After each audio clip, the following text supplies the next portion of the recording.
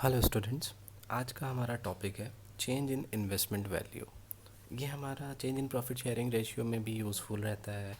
मतलब पार्टनरशिप में आपको कहीं पर भी इसका कॉन्सेप्ट आ सकता है कि what is the change in investment value.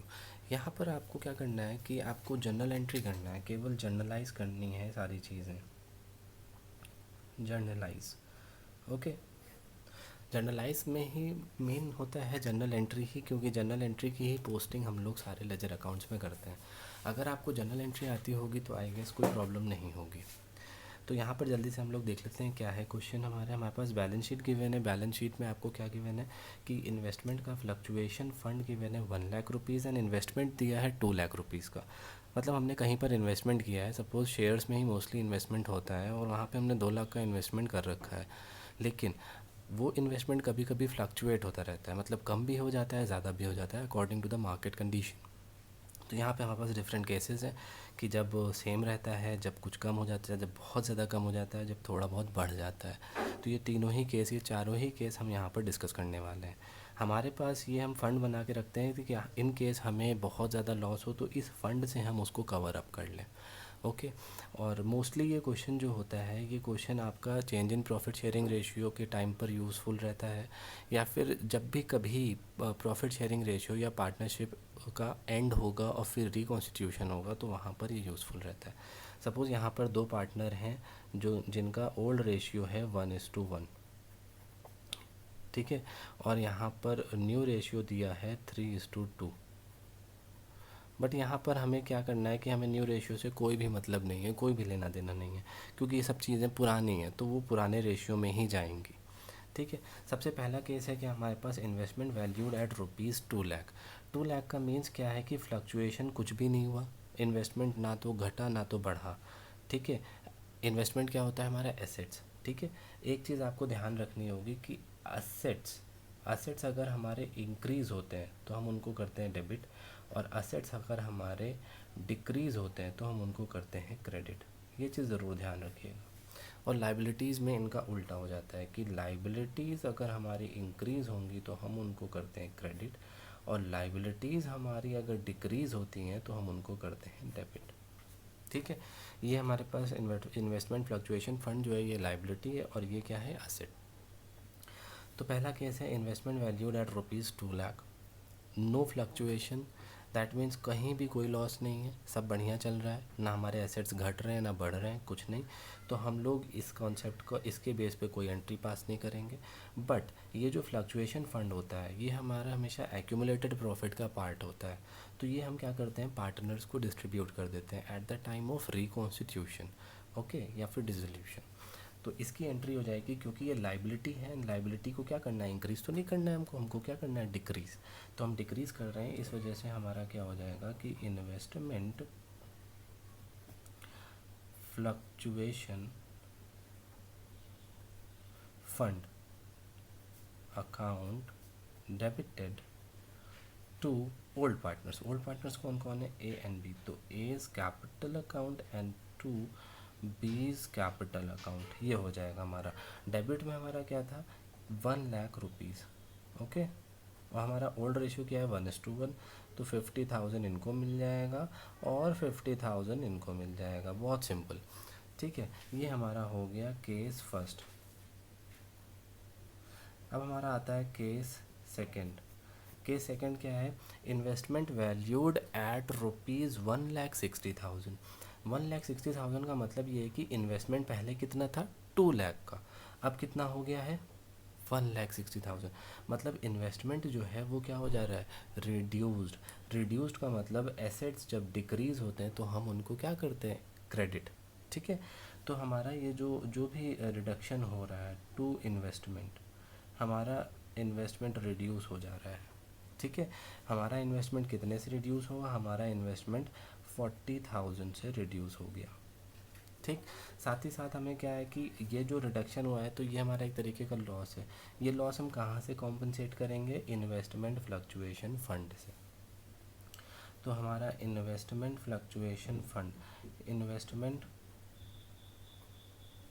Fluctuation fund जो है वो है आपकी लाइबिलिटी, और वो क्योंकि होगी डिक्रीज़, क्योंकि हमारा 40,000 का लॉस हुआ तो 40,000 से हम उसको डिक्रीज़ कर दिए, तो हमारा ये कॉम्पनसेट हो गया। ठीक है। अगेन हमारे पास क्या है कि ये इन्वेस्टमेंट फ्लक्चुएशन फंड 1 लाख का था, बट हमारा यूटिलाइज़ कितना हुआ 40,000। तो ये 40,000 जो है इसका जो बाकी रेस्ट अमाउंट है, जैसे कि 1 लाख से 40,000 लेस करेंगे तो 60,000 बचेगा। ये 60,000 हम लोग ओल्ड पार्टनर्स में ही डिस्ट्रीब्यूट कर देंगे। तो जिसकी एंट्री क्या हो जाएगी, एंट्री हो जाएगी इन्वेस्टमेंट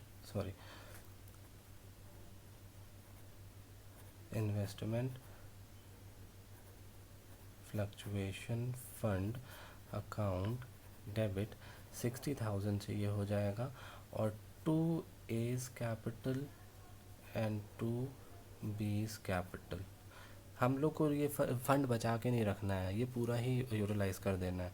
तो 30,000 दोनों लोगों को डिस्ट्रीब्यूट हो जाएगा। ये हो गया हमारा case number 2। Now case third क्या कहता है हमारा, केस थर्ड हमारा कहता है इन्वेस्टमेंट वैल्यूड एट ₹80,000। अब क्या है, इन्वेस्टमेंट 2 लाख का था और वो 80 हो गया। ठीक। तो यहाँ पर केस ये है कि इन्वेस्टमेंट बहुत ज़्यादा रिड्यूस हो गया है, और हमारे पास केवल 1 लाख का था कि हम कॉम्पनसेट कर सकते थे, तो बाकी का 20,000 और जो लेस हो गया है वो हम लोग रिवैल्यूएशन के थ्रू कॉम्पनसेट करेंगे। ठीक है। रिडक्शन हुआ है मतलब इन्वेस्टमेंट क्या होगा, हमारा क्रेडिट होगा क्योंकि वो एसेट था।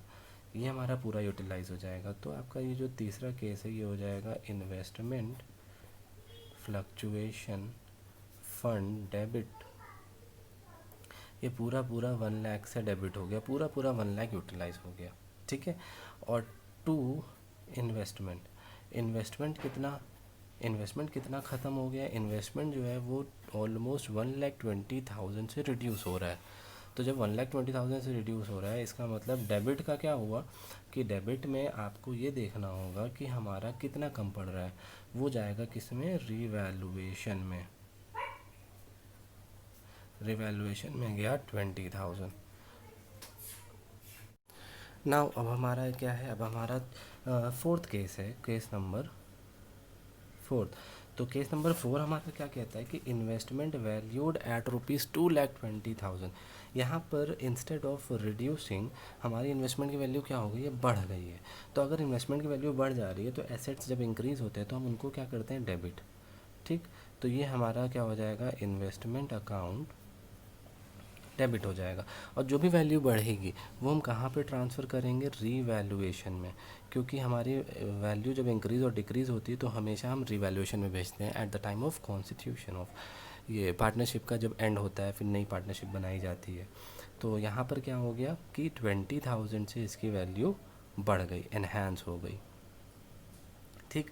लेकिन साथ ही साथ ये जो 1 लाख का है इसका भी डिस्ट्रीब्यूशन होना बहुत ज़रूरी है। तो इस वाले केस में हमारी क्या होगी, 2 एंट्रीज पास होंगी। इन्वेस्टमेंट फ्लक्चुएशन फंड डेबिट हो जाएगा 1 लाख से 2A's कैपिटल अकाउंट और 2B's कैपिटल अकाउंट। यहाँ पे 50,000 दोनों लोगों को मिल जाएगा। हमारा लास्ट वाला फोर्थ केस है जिसमें इन्वेस्टमेंट वैल्यू जो था वो कितनी हो गई थी, 2,20,000। तो हम इसको इस तरीके से भी दिखा सकते हैं कि investment account debited to revaluation, investment को इंक्रीज़ करके।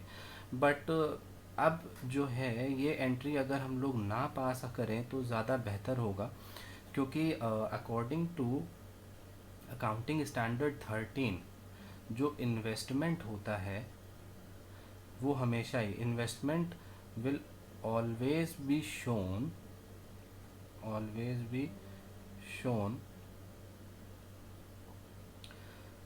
cost or market value whichever is low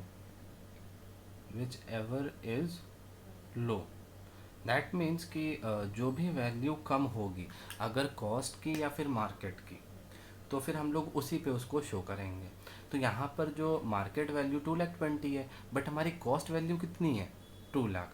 तो इन दोनों में ये ज़्यादा कम है, इसलिए हम इसी वैल्यू पर बैलेंस शीट में शो करेंगे। ठीक है। और अदर केसेस में क्या हो रहा था कि इन्वेस्टमेंट क्या हो जा रहा था, कम हो जा रहा था। तो 160 हो गया तो 160 और 2 लाख में 160 कम है, तो इस वजह से इसको हम लोग शो कर रहे थे। बट ये अकाउंटिंग स्टैंडर्ड इन्वेस्टमेंट, अगर हम ये नॉर्मली रूल्स के अकॉर्डिंग चलें तो ये एंट्री पास होनी चाहिए। बट एक्चुअली क्योंकि हमारा अकाउंटिंग स्टैंडर्ड 13 कुछ ऐसा कहता है कि इन्वेस्टमेंट को हम लोग लोअर वैल्यू पे दिखाना है, विच एवर इज़ लेस। तो इस वजह से यहाँ पर इस केस में इस एंट्री की जगह पर कोई एंट्री पास नहीं होगी, no entry will be passed. और ये वाली जो बाकी बची है इन्वेस्टमेंट फ्लक्चुएशन फंड, ये हमारा एज इट इज़ पार्टनर्स में डिस्ट्रीब्यूट हो जाएगा। उम्मीद है कि आपको ये पूरा क्वेश्चन, ये पूरा जो ट्रीटमेंट किया है हमने, ये आपको अच्छे से समझ में आया होगा। और अगर आपको लगता है कि ये अच्छा है तो आप प्लीज़ हमारे चैनल को सब्सक्राइब करिए, लाइक करिए और शेयर करिए, और हमारे साथ जुड़े रहिए आगे और भी इंटरेस्टिंग वीडियोस के लिए, क्योंकि हम लोग इस तरीके के टॉपिक कंटिन्यूसली डील कर रहे हैं और शेयर भी कर रहे हैं। Thank you so much.